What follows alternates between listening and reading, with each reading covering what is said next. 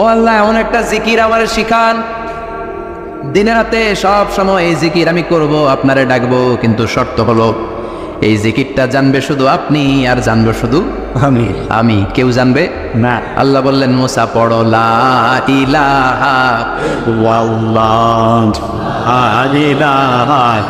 লা ইলাহা ইল্লাল্লাহু মুহাম্মাদুর রাসূলুল্লাহ সাল্লাল্লাহু। আল্লাহ বললেন, মুসা পড়ো লা ইলাহা ইল্লাল্লাহ। মুসা আলাইহিস সালাম কয়, মাবুদ, এটা তো জাতীয় জিকির, সবাই জানে। জানে না, জানে না লা ইলাহা ইল্লাল্লাহ এমন কেউ আছে? না। কথা কন, জানেন না আপনারা? কথা বলেন, জানেন না? মুসা আলাইহিস সালাম বললেন, আল্লাহ, এটা জাতীয় জিকির কইলেন কেন? আমি তো চাইছি এক্সট্রা অর্ডিনারি, অসাধারণ একটা জিকির, সুপারক্যালিফ্রাজিলিস্টিক এক্সপিয়ালিডোসাস, এক্সেলেন্ট একটা জিকির, আনপ্যারালাল, কারো কাছে নাই, শুধু আমি জানবো আর আমি পড়বো।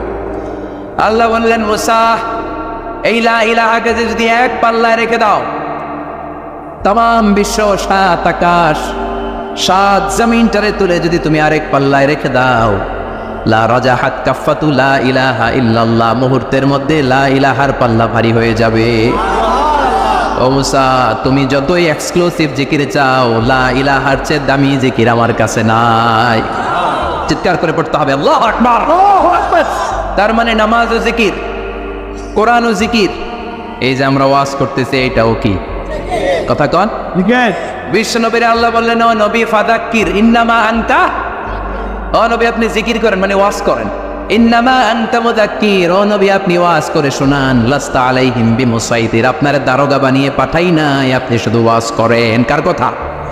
চিল্লায় বলেন, কার কথা? আল্লাহর। কিন্তু এইখানে জিকির দ্বারা উদ্দেশ্য হচ্ছে জুমার খুতবা।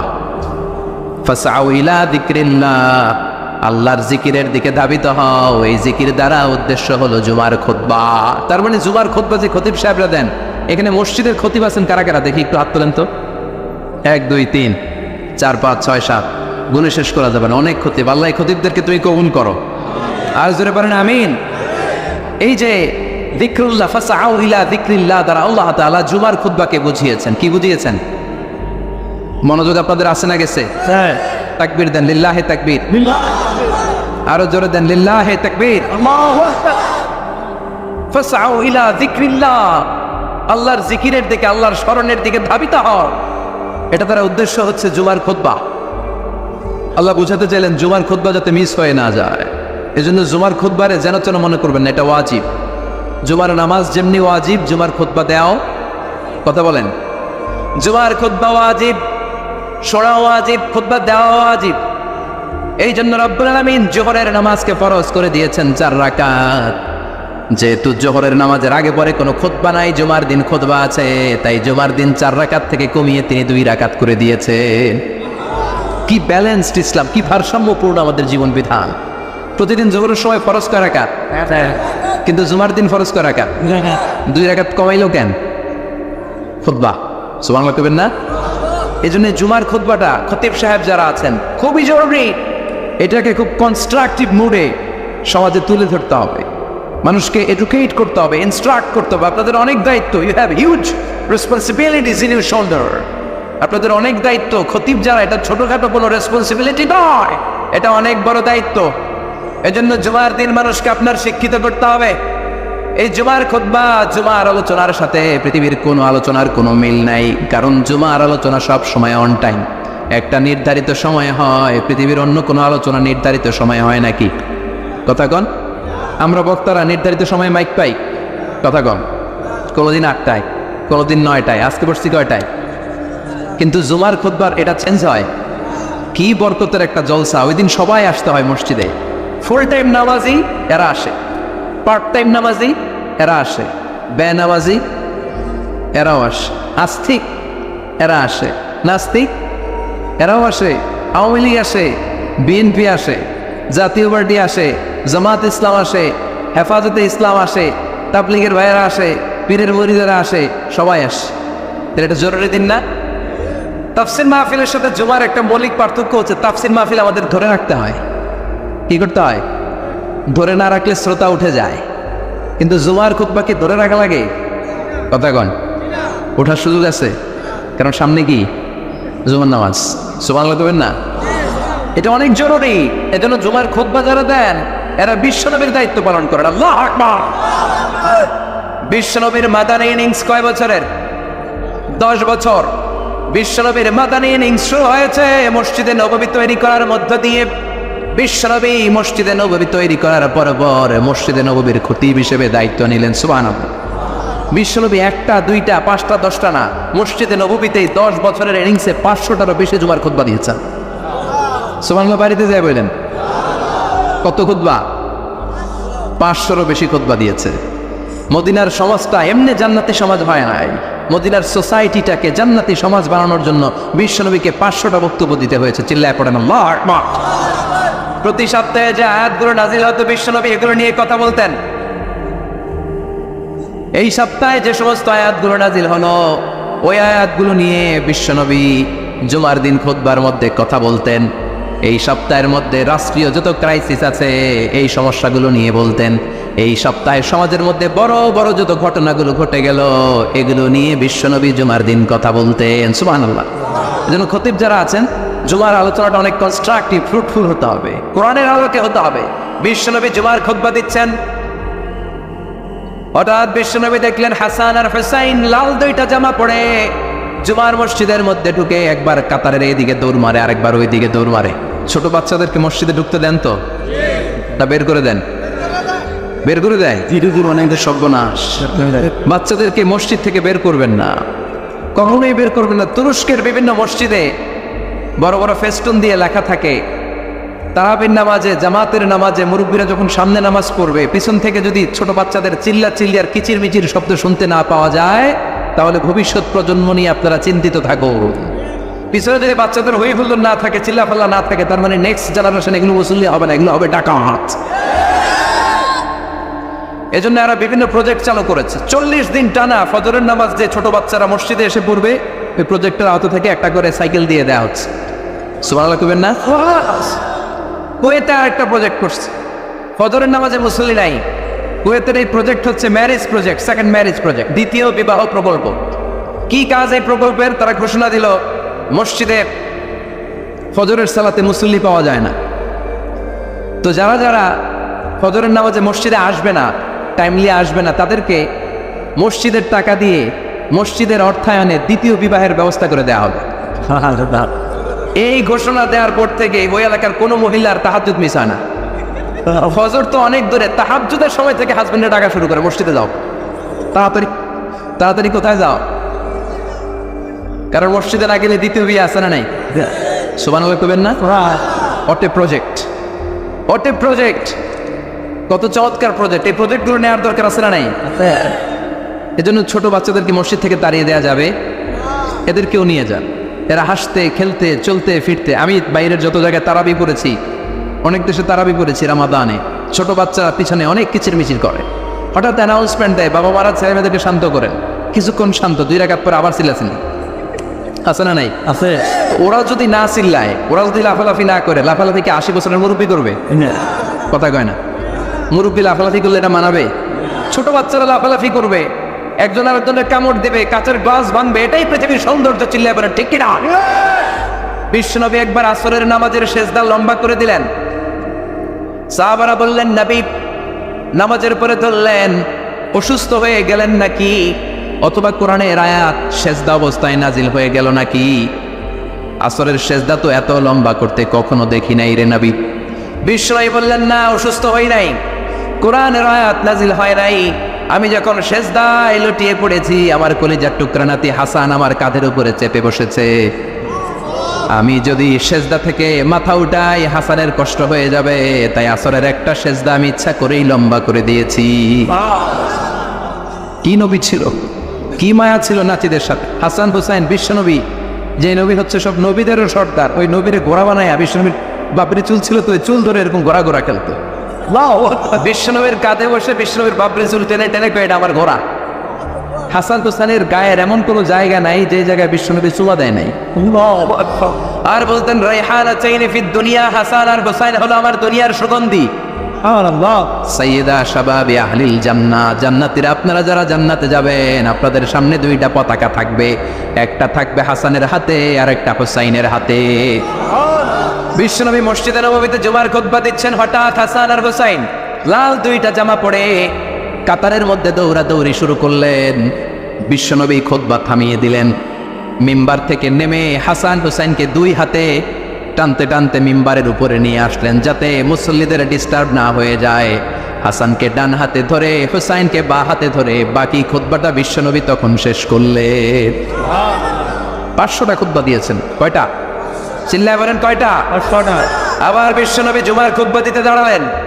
এক সাহাবী এসে বসে বলল, বিশ্বনবী বললেন কম দাও, 2 রাকাত পড়ছো? সাহাবী কেনা পড়ি নাই। বিশ্বনবী বললেন ইরকা রাকাতেন, 2 রাকাত পড়ো।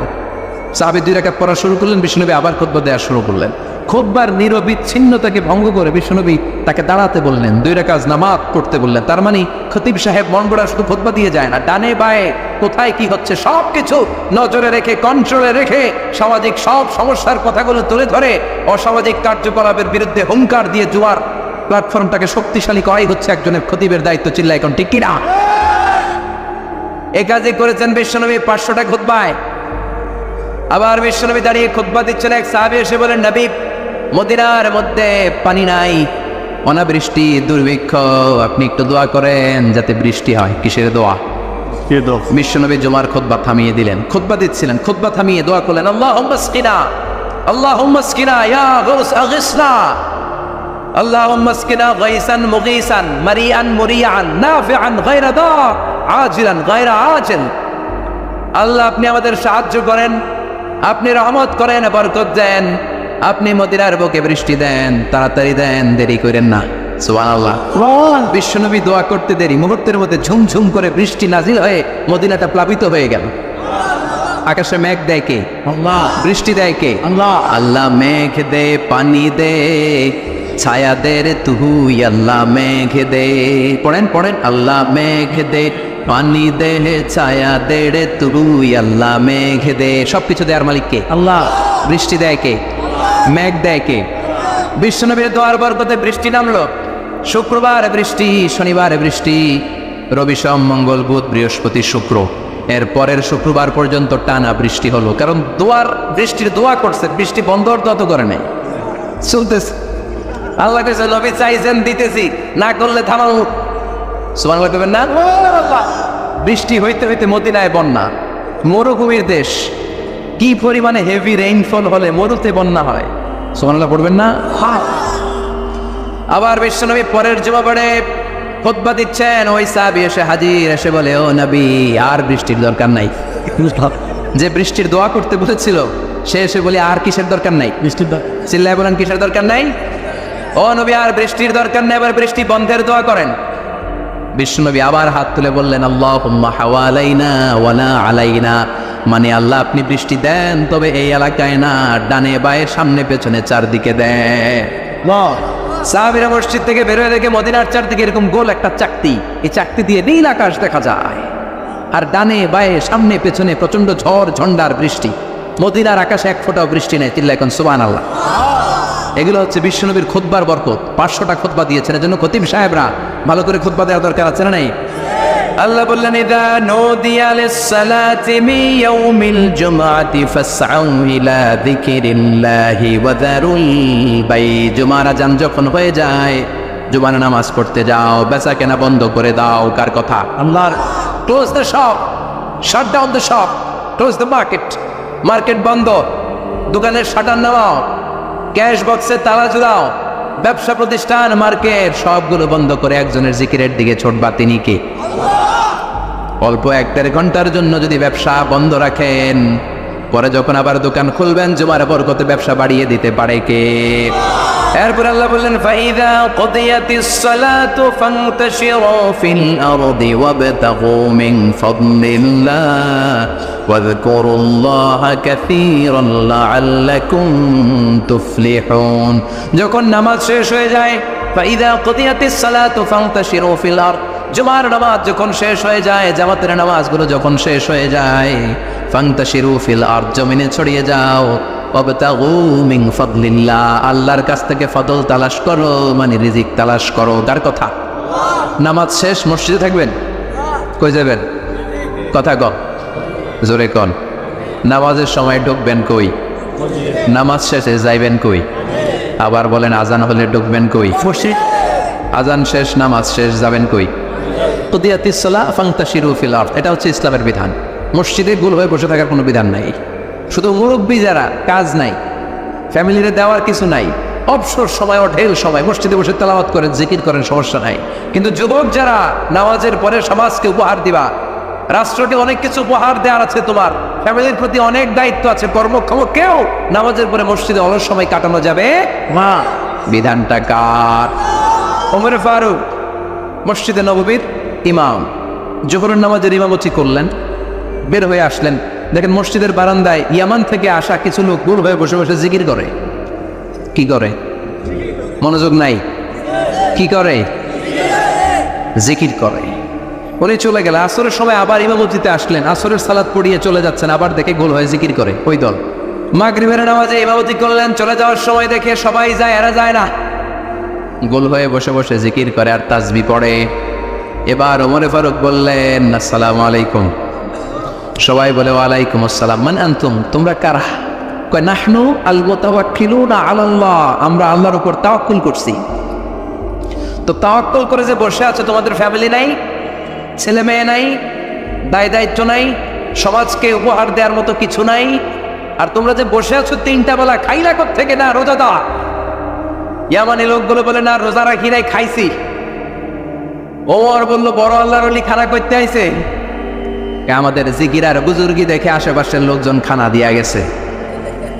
ওমরে ফারুক বলে তাহলে তোমরা মিথ্যাবাদী, তোমরা মুতাওয়াক্কিলুনা আলাল্লাহ নও, তোমরা আল্লাহর উপর তাওয়াক্কুল করনি, তোমরা হচ্ছে আল মুতাওয়াক্কিলুনা বা'দুকুম বা'দা, একে অপরের উপর নির্ভরশীল। যারা খানা দিয়ে যায় এদের উপর তোমরা নির্ভরশীল। তোমরা জিকির করার তাকায় থাকো, পাটি আসে কোন দিক দিয়া, খাবারের প্লেট আসে কোন দিক দিয়া, জোরে কোন ঠিক কিনা? আল্লাহর উপর তাওয়াক্কুল এটা নয়। আনতুমুল মুতাওয়াক্কিলুন বা'দুকুম বা'দা, এখনই মসজিদ থেকে বের হয়ে যা। এরপরে কোনোদিন নামাজের পর গোল হয়ে বসে থাকতে দেখলে পিটায় মসজিদ থেকে তাড়াবো। এটা হচ্ছে ইসলামের বিধান। চিল্লা এখন ঠিক কিনা? ফান্তাশিরু ফিল আরদ। নামাজের পরে কৃষক চলে যাবে মাঠে, ব্যবসায়ী চলে যাবে শপিং মলে, মেম্বার অব দ্য পার্লামেন্ট চলে যাবে সংসদে, সেনা সদস্যরা ঢুকে যাবে ক্যান্টনমেন্টে। চিল্লা এখন ঠিক কিনা? যার যেইখানে দায়িত্ব পালন করার জন্য ছুটো। মসজিদে বসে থাকা যাবে? কোন যুবক মানুষ, কর্মক্ষম মানুষ নামাজের পরে মসজিদে বসে বসে জিকির করা যাবে? নামাজে তো সবচেয়ে বড় জিকির, কামাই করা লাগবে না? মেয়ে কোথায় গেল, ছেলে কোথায় গেল, ফ্যামিলির খোঁজ খবর নেওয়ার দরকার আছে না নাই? চিল্লায় আছে না নাই? এরপর আল্লাহ বললেন ওয়াইদা রাউ তিজারাতান আও লাহওয়ান ফাদ্দু ইলাইহা ওয়া তারাকুকা কাইমা। ও নবী, সাহাবারা কাফেলার পণ্য এসেছে মদিনায় শুনে আপনাদের জুমার মিম্বারের মধ্যে দাঁড় করিয়ে রেখে সবাই চলে যায়, এটা ঠিক করে নাই। আমার কাছে এমন রিজিক আছে যেটা কখনো ফুরাবে না, ঠিক কিনা? এই আয়াতটা বুঝতে হলে 2 মিনিট খুব মনোযোগ দিয়ে কানগুলো খরগোশের মতো খাড়া করে ফেলেন। খরগোশ কিন্তু খুব খাড়া কান করে শোনে, জানেন? কানগুলো খরগোশের মতো খাড়া হয়েছে। মনোযোগ আছে? বিশ্বনবী সাল্লাল্লাহু আলাইহি ওয়াসাল্লাম মদিনাতে প্রথম যখন জুমার নামাজ পড়াতেন, তখন আগে জুমার 2 রাকাত পরে 2টা খুতবা দিতেন, ঈদের নামাজের মতো। ঈদের নামাজে আগে কি 2 রাকাত, পরে খুতবা। জুমার নামাজও ছিল এরকম, আগে 2 রাকাত নামাজ, পরে খুতবা। বিশ্বনবী আগে 2 রাকাত নামাজ পড়িয়ে খুতবা দিচ্ছেন। তখন মদিনায় দুর্ভিক্ষ, খাবার দাবার নাই। 1 মাস আগে দিহিয়াতুল কালবি আল আনসারী নামক এক সাহাবীকে দিয়ে বিশ্বনবী শাম দেশ থেকে কাফেলা পাঠিয়েছেন খাবারের দ্রব্যাদি আনার জন্য, পণ্য আনার জন্য। 1 মাস পরে তারা খাদ্যের পণ্য নিয়ে, মদিনাতে তখন দুর্ভিক্ষ, খাবারের দাম 2 গুণ 3 গুণ, খাবারের পণ্য নিয়ে কাফেলা ফিরে এসেছে জুমার টাইমে। তখন বিশ্বনবী জুমার 2 রাকাত নামাজ পড়িয়ে খুতবা দিচ্ছিলেন। কি করতেছিলেন? খুতবা দিচ্ছিলেন। আর তখন নিয়ম ছিল, কোন শহরে কাফেলা ঢুকলে তারা তবলা বাজাতো, ঢোল বাজিয়ে দিত, ঢোলের আওয়াজ সবাই শুনে ওইখানে জড়ো হতো। যার যত পণ্য কিনা দরকার পণ্য কিনে নিয়ে চলে যেত। বিশ্বনবী জুমার নামাজের ইমামতি করে 2টা খুতবা যখন দিবেন, মিম্বারের মধ্যে দাঁড়িয়ে বিশ্বনবী মসজিদে নববীতে খুতবা দিচ্ছেন। খুতবার মাঝখানে বিশ্বনবী তবলার আওয়াজ শুনতে পেলেন। কিসের আওয়াজ? বিশ্বনবী সহ সব সাহাবারা বুঝতে পেরেছে 1 মাস আগে দিহিয়াতুল কালবি শাম দেশে যেই কাফেলা পাঠানো হয়েছে, ওই কাফেলা খাবারের পণ্য নিয়ে মদিনার মধ্যে ঢুকেছে। এখন মসজিদে কানাঘুষা। কিছু সাহাবী বলে না না, বিশ্বনবীর খুতবা রেখে যাওয়া যাবে না। অনেকে বলে আমরা না গেলে মুনাফিকেরা সব পণ্য কিনে ফেলবে, আমরা খাবো কি? কেউ কয় বসে থাকি, কেউ কয় ল যাই। 2-4 জন ওঠা শুরু, সাথে সাথে ওনাদের পিছনে পিছনে বাকি সাহাবীরাও ওঠা শুরু। যেতে যেতে পেছন থেকে 1 কাতার, 2 কাতার, 3 কাতার, পুরো মসজিদে নববী খালি, মাত্র 12 জন সাহাবা ছাড়া। কয়জন? 12 কথা কম। 12 জন। মাত্র 12 জন সাহাবা বিশ্বনবীর সামনে বসে আছেন। 4 খলিফা জাবের ইবনে আব্দুল্লাহ, এরকম 12 জন সাহাবা বসে আছেন। সব সাহাবারা পণ্য কেনার জন্য চলে গেল। সাহাবারা ভাবলো নামাজ আসল, নামাজ তো পড়েই ফেলছে, এখন খুতবা সমস্যা নাই। কিন্তু আল্লাহ এটা সহ্য করলেন না। বিশ্বনবী দাঁড়িয়ে খুতবা দিবে, আর সাহাবারা সেই খুতবায় বসে না থেকে কাফেলার পণ্য করানোর জন্য দৌড়াবে। এটা সাহাবাদের জন্য শোভনীয় নয়। চিল্লা এখন ঠিক কিনা? এজন্য সাহাবাদেরকে ধমক দিয়ে, আমাদের চোখে আঙ্গুল দিয়ে আল্লাহ আয়াত নাযিল করলেন, ওয়া ইযা রাআউ তিজারাতান লাহওয়ান আও লাহওয়ানিন ফাদ্দু ইলাইহা ওয়া তারাকুকা কাইমা। ও নবী, আপনার সাহাবারা দুনিয়ার পণ্য সামগ্রী দেখে আপনাকে জুমার মিম্বারের মধ্যে দাঁড়িয়ে রেখে তারা চলে যায়। কুল মা ইনদাল্লাহি খায়রুম মিনাল লাহবি ওয়া মিনাত তিজারা। ও নবী, আপনি বলে দেন আমার কাছে এত বিশাল ধনভাণ্ডার আছে, সবার যত চাহিদা যত কামনা আছে সব যদি দিয়ে দেয়, আমার ধনভাণ্ডারের 1 ইঞ্চিও কমবে না। সবচেয়ে বড় রিজিকদাতা কে? আল্লাহ। চিল্লায় বলেন কে? আল্লাহ। কেউ যেটা পারে না পারে কে? আল্লাহ। কেউ যেটা দেয় না দেয় কে? আল্লাহ। জুমার নামাজে আগে আগে যেতে রাজি আছেন? সময় মতো জুমার খুতবা শুনতে রাজি আছেন তো? খতিব সাহেবরা ঠিকঠাক মতো জুমার খুতবা দিবেন তো? জুমার দিনের কিছু সুন্নাত আছে, শুনবেন না? দোয়া করে ফেলবো। এই সুন্নাতগুলো শুনে আমরা বিদায় নিব। চিল্লায় পড়েন ইনশাআল্লাহ। জুমার দিনের প্রথম সুন্নত হচ্ছে জুমার দিনের ফজরের নামাজটা জামাতে পড়া। সবাই কয় খাইছে, হুজুরে দর্শে জায়গা মতো, আসল জায়গায়। ফজরের নামাজে ভেজাল আছে না নাই? জুমার নামাজের প্রথম সুন্নত হচ্ছে ফজরের নামাজটা কি পড়া? জামাতে। আফদালুস সালাওয়াত ইনদাল্লাহি সালাতুল ফজরি ফি ইয়াউমিল জুমআতি ফি জামাআহ। বিশ্বনবী বললেন জুমার নামাজের 15টা সুন্নত মুখস্থ রাখতে হবে। 1 নম্বর সুন্নত ফজরের সালাত জামাতে পড়তে হবে। 2 নামাজ মুনাফিকদের কাছে সবচেয়ে কঠিন, একটা হচ্ছে ফজরের নামাজ আর একটা এশার নামাজ। এক আলেমকে জিজ্ঞেস করা হলো ফজরের বাতাসটা এত ঠান্ডা আর স্নিগ্ধ কেন? আলেম উত্তর দিয়েছিল, কারণ ফজরের বাতাসে মুনাফিকদের নাকের দুর্গন্ধ মিশে না। ফজরের বাতাসটা স্নিগ্ধ, ফজরের সময় আল্লাহওয়ালাদের আনাগোনা, মুসল্লিদের আনাগোনা, ইসলামের পক্ষের শক্তির আনাগোনা। চিল্লায় বলেন ঠিক কিনা? মসজিদে নববীতে জুমার নামাজের দৃশ্য আর ফজরের নামাজের দৃশ্য ছিল এক। বাংলাদেশে ফজরের নামাজের দৃশ্য আর জুমার নামাজের দৃশ্য এক নাকি?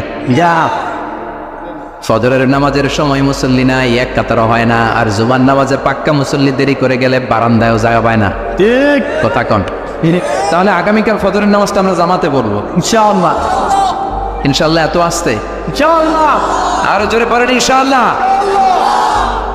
মনে থাকবে? ইমাম সাহেব কে মসজিদের? ইমাম কই? হাবিব সাহেব কই? কালকে দেখবেন যে কি অবস্থায় ফজরের সময় জুমার নামাজের মতো ভিড় হবে, আসা যাবে না। ঠিক কথা কয় না? 2 নম্বর সুন্নাহ হচ্ছে আসওয়াক, মেসওয়াক করা। মাতহারাতুন লিল ফাম মারদাতুন লির রব। মেসওয়াক করলে দাঁত পরিষ্কার থাকে, আল্লাহ খুশি হয়ে যায়। বিশ্বনবী বলেছেন যদি আমার উম্মতের জন্য কষ্ট না হতো প্রত্যেক নামাজের আগে মেসওয়াক করা আমি ফরজ করে দিতাম। সুবহানাল্লাহ। মেসওয়াক ছিল বিশ্বনবীর জীবনের শেষ আমল। এই মেসওয়াক করে বিশ্বনবী শেষ নিঃশ্বাস ত্যাগ করেছেন। আপনার নবী আমার নবী, ওনার জীবনের সর্বশেষ আমল ছিল কি? মেসওয়াক। সুবহানাল্লাহ করবেন না? বিশ্বনবী জাইতুনের ডাল দিয়ে মেসওয়াক করতেন। বিষ্ণু বলতেন নি'মা সিওয়াকিয়া জাইতুন ফাইন্নাহু সিওয়াকি ওয়া সিওয়াকুল আম্বিয়া মিন ক্বাবলি। জাইতুনের ডালের মেসওয়াক কতই না ভালো, কারণ এটা দিয়ে আমিও মেসওয়াক করি, আমার আগে সব নবীরাই জাইতুনের ডাল দিয়ে মেসওয়াক করেছে। সুবহানাল্লাহ। 3 নম্বর হচ্ছে দুহুন, তেল মালিশ করবেন। বিশ্বনবী জাইতুনের তেল দাড়িতে, চুলে আর গায়ে দিতেন। বিশ্বনবী বলতেন ওয়াদাহিনু ফাইন্না ফিত তাদহিনি বারাকাত। তেল খাও, তেল দাও, তেল মালিশ করো, তেলের ভেতরে আল্লাহ বরকত ঢুকাইয়া দিছে। তেল দিবেন তো? 4 নম্বরে আত্তিব, জুমার দিনে সুগন্ধি লাগিয়ে যাওয়া সুন্নাত। লাগাবেন? লাগাতে রাজি আছেন? বিশ্বনবী বলতেন এই দুনিয়ার 3টা জিনিস আমার কাছে সবচাইতে প্রিয়। হুব্বিবা ইলাইয়া মিন দুনিয়াকুম সালাস। এক হচ্ছে আন-নিসা, নারীদেরকে আমি পছন্দ করি। 2 হচ্ছে আত্মীব, সুগন্ধি লাগাতে আমি পছন্দ করি। বিশ্বনবীর কেউ সুগন্ধি হাতিয়া দিছে, বিশ্বনবী নেয় নাই, এরকম কোনো ঘটনা ঘটে নাই। আল্লাহ আকবার। 3 নম্বরে কুররাতু আইনি ফিস সালাহ, নামাজের মধ্যে যখন আমি দাঁড়িয়ে যাই আমার চক্ষুটারে ঠান্ডা করে দেয় কে? আবার বিশ্বনবী বলতেন আরবাউন মিন সুনানিল মুরসালিন, 4টা সুন্নাত সব নবীদের সুন্নাত। 1 নম্বরে আল হায়া মানে লজ্জা, আরেক বর্ণনা এসেছে আল খিতান মানে সুন্নাতে খাতনা, এটা সব নবীদের ছিল। আর সেওয়াক, সব নবীরা সেওয়াক করেছেন। আর তিব, সব নবীরা আতর লাগিয়েছেন। আর নিকাহ, সব নবীরা বিয়েও করেছেন। চিল্লায় পড়েন আল্লাহু আকবার। 5 নম্বর সুন্নাহ হলো আল লিবাস আহসানাস সিয়াব, সুন্দর জামা পরা। নট নেসেসারি যে নতুন জামা হতে হবে, পুরাতন জামাও ধুয়ে আয়রন করে পরলে একটা সৌন্দর্য আছে না নাই? ইন্নাল্লাহা জামিল ওয়া ইউহিব্বুল জামাল, আল্লাহ নিজে সুন্দর, সৌন্দর্যকে আল্লাহ পছন্দ করেন। পৃথিবীতে সবচেয়ে সুন্দর কে? পৃথিবী সুন্দর, মানুষ সুন্দর, আসমান সুন্দর, জমিন সুন্দর, সুন্দরে সুন্দরে পাল্লা, জানি না কত সুন্দর তুমি আল্লাহ, জানি না কত সুন্দর তুমি আল্লাহ। সুবহানাল্লাহ পড়ে। ইন্নাল্লাহা ইউহিব্বু আইয়ারা আসারা নি'মাতিহি আলা আবদি, আল্লাহ তার বান্দার উপর তার নেয়ামতের ছিটেফোঁটা দেখতে চান। আপনি যদি ধনী হন, দামি জামা পরবেন, সুন্দর জামা পরবেন। অনেকে আছে অনেক ধনী, কিপটুসের মতো সিরা জামা পড়ে, আছে না নাই? আপনি ধনী মানুষ, আপনি সিরা জামা পড়ছেন কেন? আপনার যে সম্পদ আছে এটার বহিঃপ্রকাশ আল্লাহ দেখতে পছন্দ করে। আপনাকে যে আল্লাহ কি নাজ নেয়ামত দিয়েছে, অহংকার ছাড়া স্বাভাবিক বহিঃপ্রকাশটা আল্লাহ দেখতে পছন্দ করে। কোন সুবহানাল্লাহ। এরপরে 6 নাম্বার হলো ইকসারুস সালাহ আলান নবী, বিশ্বনবীর উপর বেশি বেশি দুরূদ পড়া। বিশ্বনবী বলতেন জুমার দিন শ্রেষ্ঠ দিন, এই দিন আমার উপর বেশি বেশি দুরূদ পড়ো। ফাইন্না সালাতাকুম মা'রুদাতুন আলাইয়া, কেননা তোমরা যে আমার উপর দুরূদ পড়ো, কিয়ামতের আমি মরে যাওয়ার পরে এই দুরূদগুলো কে পাঠিয়েছে তার নাম, তার বাবার নাম সহ ফেরেশতারা আমার কবরে দিয়ে আসে। সাহাবারা বললেন ইয়া রাসূলুল্লাহ কাইফা সালাতুনা মা'রুদাতুন আলাইক, আপনি মরে যাওয়ার পরে আমাদের দুরূদ কেমন করে আপনি দেখবেন? ওয়াকাদ আরিমতা, আপনি তো পচে গলে মাটির সাথে মিশে যাবেন। বিশ্বনবী বলেন ইন্নাল্লাহা হাররামা আলাল আরদি আন তাকুলা আজসাদাল আম্বিয়া, নবীদের লাশকে খেয়ে ফেলা, নবীদের লাশকে পচিয়ে ফেলা জমিনের সব মাটির জন্য আল্লাহ হারাম করে দিয়েছে। নবীদের লাশ পচে না, নবীদের লাশ গলে না।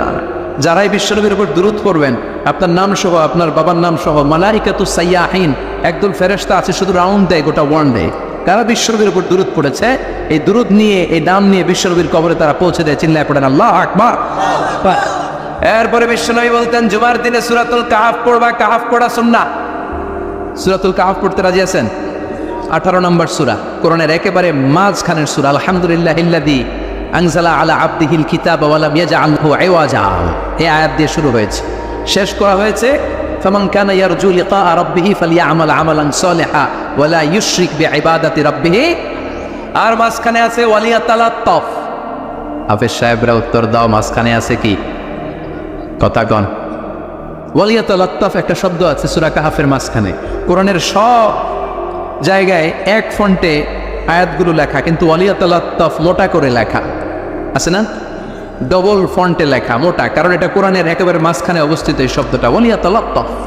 এর আগে যত শব্দ, এর পরে তত শব্দ, এর আগে যত কোরআনের অক্ষর, এর পরে তত অক্ষর। সুবহানাল্লাহ বাড়িতে গিয়া বিশ্বনবী বললেন সূরাতুল কাহফ যে তেলাওয়াত করবে ইয়াকুনু লাহু নূর, এই সূরাতুল কাহফ কিয়ামতের দিন তার সামনে বিশাল একটা আলো হয়ে আসবে। এই আলো দিয়ে পুলসিরাত পার হয়ে ওই বান্দা জান্নাতের ভেতরে ঢুকে যাবে। আবার বিশ্বনবী বলেন যারা সূরাতুল কাহফের প্রথম 10 আয়াত তেলাওয়াত করবে জুমার দিন, শেষের 10 আয়াত যারা জুমার দিন তেলাওয়াত করবে, দাজ্জালের ফিতনা থেকে তাদেরকে মুক্ত রাখবে কে? সুবহানাল্লাহ পড়বেন না?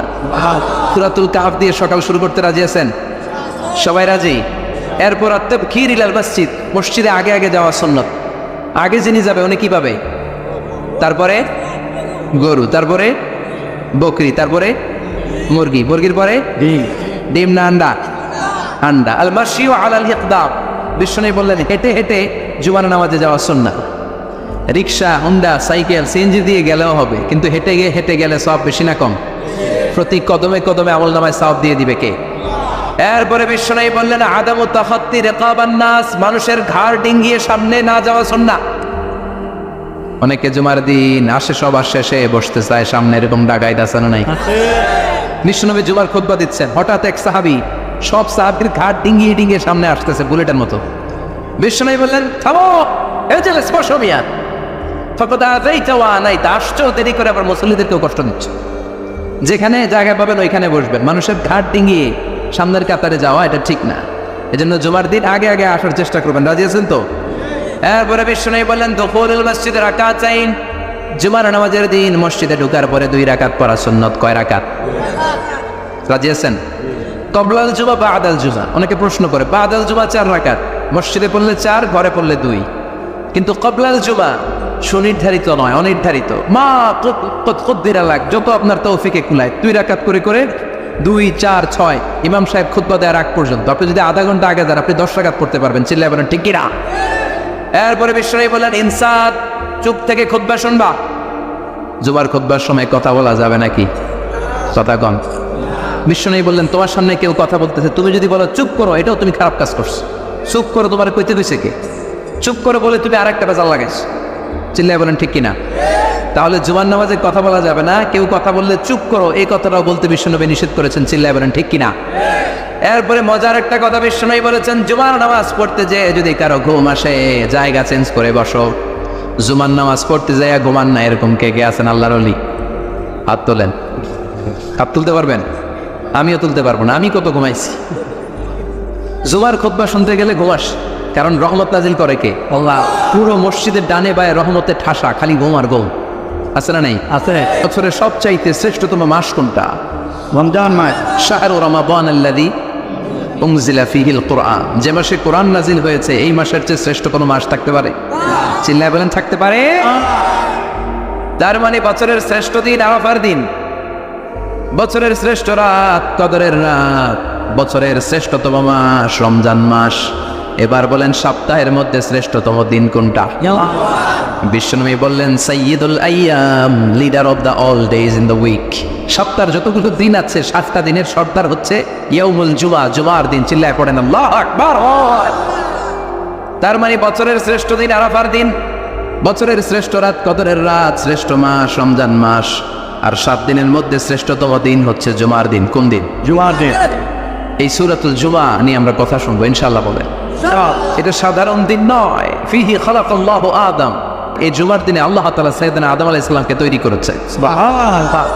বিশ্বনবী বলেন, লাম্মা খালাকাল্লাহু আদম ওয়া কানা তুলুহু 60 যিরাআন, আল্লাহ তাআলা যখন আদম আলাইহিস সালামকে তৈরি করলেন 60 হাত লম্বা করে তৈরি করলেন। সুবহানাল্লাহ। আর আমরাও যারা জান্নাতে ঢুকবো আমাদের আকৃতি থাকবে 60 হাত লম্বা। মজা করে সুবহানাল্লাহ পড়তে পারলেন না? আল্লাহ সাইয়েদনা আদমকে তৈরি করলেন এই জুমার দিনে। আবার সাইয়েদনা আদম আলাইহিস সালামকে পৃথিবীর বুকে তিনি পাঠিয়ে দিয়েছিলেন এই জুমার দিনে। সুবহানাল্লাহ। কুলনা হাবিতু মিনহা জামিআ, ও Adam go down with your wife, তোমার স্ত্রী হাওয়াকে নিয়ে পৃথিবীতে নাও। সাইয়েদনা আদম আলাইহিস সালামকে আল্লাহ তাআলা পাঠিয়েছিলেন শ্রীলঙ্কার একটা পাহাড়ে, অ্যাডামস পিক।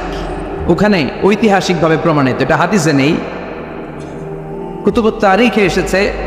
শ্রীলঙ্কা একটা পাহাড় আছে, কলম্বো থেকে অনেক দূর। ওই পাহাড়ের চূড়ায় সাইয়েদনা আদম আলাইহিস সালামের ফুটপ্রিন্ট আছে। ফুটপ্রিন্ট মানে পায়ের ছাপ। সুবহানাল্লাহ পড়ে। সুবহানাল্লাহ। এটারে বলে ফিঙ্গারপ্রিন্ট। এটার কি বলে? পায়ের গুলারে একজনের আঙ্গুলের ছাপের সাথে একজনের আঙ্গুলের ছাপের মিল নাই। শুধু তাই না, আমার এই আঙ্গুলের সাথে এই আঙ্গুলের ছাপের কোনো মিল নাই। আয়াহসাবুল ইনসানু আল্লান নাজমা ইযামা বালা কাদিরিনা আলা আন নুসাউবিয়া বানানা। আল্লাহ বলেন, গোলাম তুমি মনে করেছো তোমার হাড্ডি গুড্ডি পচে যাবে, তোমাকে আমি একত্রিত করে আবার বানাতে পারবো না? বানানো তো অনেক দূরের কথা, আমি তো তোমার আঙ্গুলের ছাপগুলো সংরক্ষণ করে রেখেছি। চিল্লায় পড়েন আল্লাহু আকবার।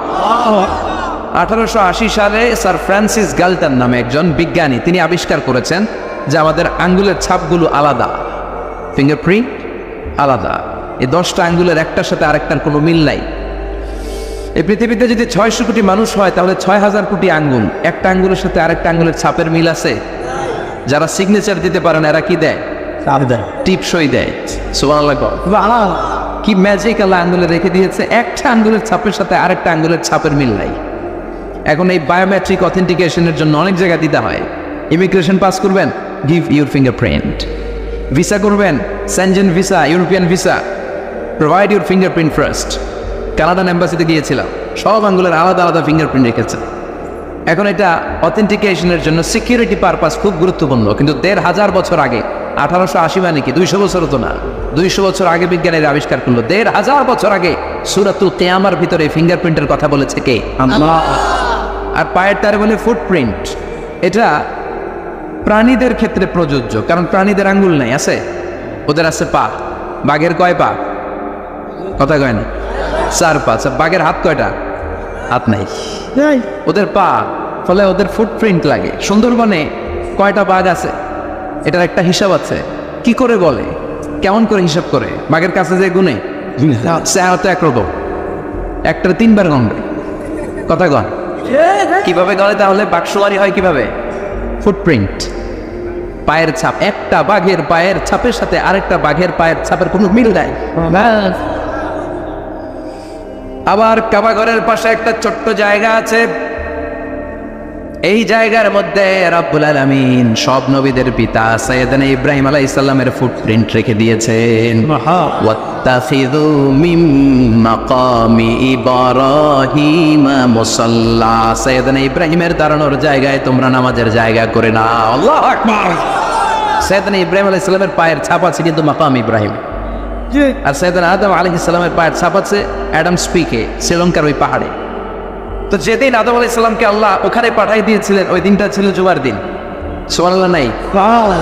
সুবহানাল্লাহ বাড়িতে যাই বলেন, চিল্লায় পড়েন আল্লাহু আকবার। এরপরে সাইয়েদনা আদমকে পাঠানো হলো শ্রীলঙ্কায়, সাইয়েদাতুনা হাওয়া আলাইহিস সালামকে পাঠিয়ে দেয়া হলো সৌদি আরবের জেদ্দা শহরে। আরবিতে জেদ্দা বা জাদ্দা মানে দাদি, জেদ্দাতুন বা জাদ্দাতুন মানে কি? দাদি। হাওয়া আলাইহিস সালাম আমাদের সবার দাদি, ঠিক কিনা? ওনার নামে এই শহরের নাম। বছরের পর বছর সাইয়েদনা আদম আলাইহিস সালাম এবং হাওয়া আলাইহিস সালাম আল্লাহর কাছে ক্ষমা চাইলেন, আল্লাহ ভুল করে নিষিদ্ধ গাছের ফল খেয়েছি, তুমি মাফ করে দাও। আল্লাহ বললেন, আদম কয়েকটা কালিমা শিখিয়ে দেব, এই কালিমাগুলো পড়ে আমার কাছে দোয়া করো, আমি কবুল করে নিব। আল্লাহু আকবার। আল্লাহ শিখিয়ে দিলেন আর বললেন, আদম পড়া, রব্বানা যালামনা আনফুসানা ওয়া ইন লাম তাগফির লানা ওয়া তারহামনা লানাকুনান্না মিনাল খাসিরিন। ও আল্লাহ, জুলুম করেছি নাফসের উপর, ভুল করেছি, অন্যায় করেছি, আপনি যদি ক্ষমা না করে দেন আমরা শেষ হয়ে যাব, আমরা হালাক হয়ে যাব, ক্ষতিগ্রস্তদের মধ্যে শামিল হয়ে যাব, ঠিক কিনা? আল্লাহ সাইয়েদনা আদম আলাইহিস সালামের তওবা কবুল করলেন। ওনার কাজ হচ্ছে তওবা কবুল করা। আমাদের কাজ গুনাহ করা, শয়তানের কাজ ওয়াসওয়াসা দেওয়া, আল্লাহর কাজ খালি মাফ করা। আল্লাহ সুবহানাল্লাহ পড়বেন না? তাকাব্বালাল্লাহু তাওবাতা আদম ফি ইয়াউমিল জুমআহ। আল্লাহ যেদিন আদম আলাইহিস সালামের তাওবা যে কবুল করছেন, ঘোষণা দিয়েছেন, এই ঘোষণাটা ছিল জুমার দিনের ঘোষণা।